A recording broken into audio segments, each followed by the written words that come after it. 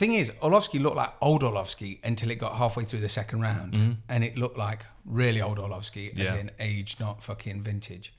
Like, the fact that he was going out there, I mean, he's actually apologised for one of the comments he made because people keep questioning his chin. But or his jaw, sorry. If you go back, he was in UFC 70, which was in Manchester, and he fought on the prelims because he hadn't got a contract. Like, he hadn't re-agreed his contract. And he fought Verdum on the prelims and won like a weird decision. Now, if you think about where Verdum went after that and what Arlovski's previously achieved, for him then to stay in for another 10 years... Dude, his record's ridiculous. Insane. Well, look at Ben Rothwell. Because, I mean, he went... Obviously, Fedor did that weird, like, dragon punch, Mickey off a snatch when he threw a flying knee in Affliction. Yeah. But that was sort of the start. Was it Brett Rogers then that just flattened him? I'm just looking through his record now. I mean, like... Made his pro debut in 1999. I don't know his first two opponents, but then after that, I know. Well, I think Tim all of Sylvia, them. Justin Elias. I mean, his next. I don't know John Dixon. Roman Zentsov.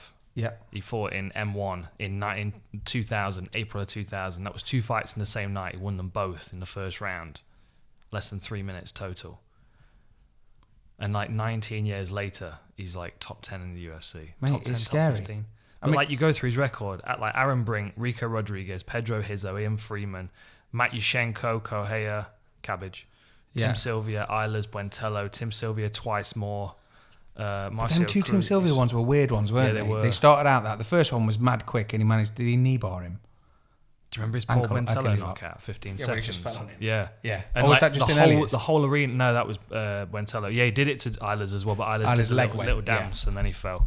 But yeah, Buentello, when he went in and like almost had his fist here and chinned him, but then Buentello just fell on him. He was almost like, Big John. Yeah, and nobody in the arena knew what had happened. It was just like like Paul Buentello all of a sudden experienced a bout of narcolepsy. Right as they both stepped in, he's like, it was just like asleep on his back. Yeah. Then really the narcolepsy awkward. That's triggered by threat of punches. Not laughing or anything, just like, yeah. Mate, impressive. I mean, just to see the shots he took and what he was laying out, because Ben Rothwell's dangerous. Yeah, I'm glad we didn't see Ben's weird laugh. Awkward.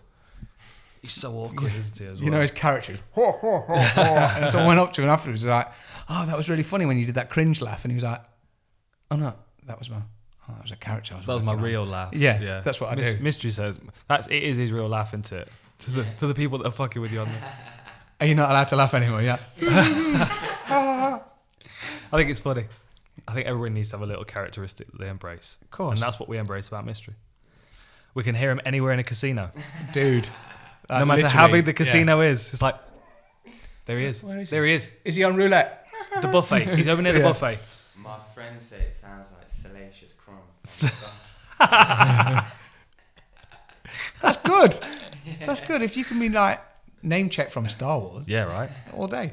Doesn't really matter what it is. Man. What else about the fights impressed you? Okay. Tell me about what you enjoyed. There were a lot of decisions. I really enjoyed seeing Arlovski coming back and just having a word. It was just nice seeing him getting in there and just... It's the Mike Brown effect. I mean, Coach of the year, Gym of the year. We've said it a million times, and it's all down to the whole Faber thing and the WEC thing that Mike Brown came from unknown, beat Faber twice. Yeah, obviously, Jose had a word, but Jose was on his absolute tear.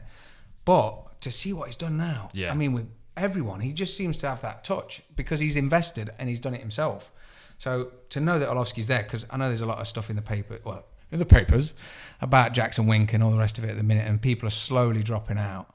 But when you look at what Jackson Wink was and now what ATT is, it's a different beast. The thing is, though, I think it's worth bearing in mind the size of these gyms in comparison. I mean, I've never been to Jackson Wink, but from what I've seen in comparison to the size of American Top Team, like, I understand why people are kind of getting under each other's feet at Jackson Wink and then not at ATT. I mean, you like, there are so many different training spaces and areas. Well, they just seem to reinvest in themselves immediately. Like with the whole Black Zillions thing, I mean, ATT's been around forever. So it'd be interesting to see the old camp and the old place compared to what they've moved into now. Yeah. Oh, we drove past it. It's not even half the size. No. Not even. But you hear stories of all these old fighters talking about just being sheetrock and just like slamming into each other. And to see them reinvest. Old days there. Insane. The gym, that gym's changed a lot. And I think that we're seeing the benefits in the fighters' performances because they're not banging heads all the time. No. Like back ATT in 2004 when I was there, like they used to do Tuesday and Thursday morning sessions called Block KO. And like they were they were savage sessions. They were using the Bruce Lee Bong Sao gloves. Of course they were. With the open palm. So they could grapple, those, headgear sometimes, shin guards, elbow pads, knee pads. And it was just full on. I've only ever seen head guards being thrown off when someone's sparring. Fucking so annoying. The amount of time. Yeah, I see so many people annoying. like, even after Christmas was a big thing because all the fighters had come back into fourth and they've all been spoiled by the missus or whoever. And they've all got these brand new shiny gloves, shins and like a head guard. Yeah. And it's on for seconds and then someone catches them with something like... Yeah, it spins around and one of your eyes is covered and you're like, fucking... Yeah, 1 minute... Yeah. Like some He-Man figure. Can't get to the laces because you've got big gloves on and they're already laced up and you're like... Yeah, it's like being caught in a straight jacket.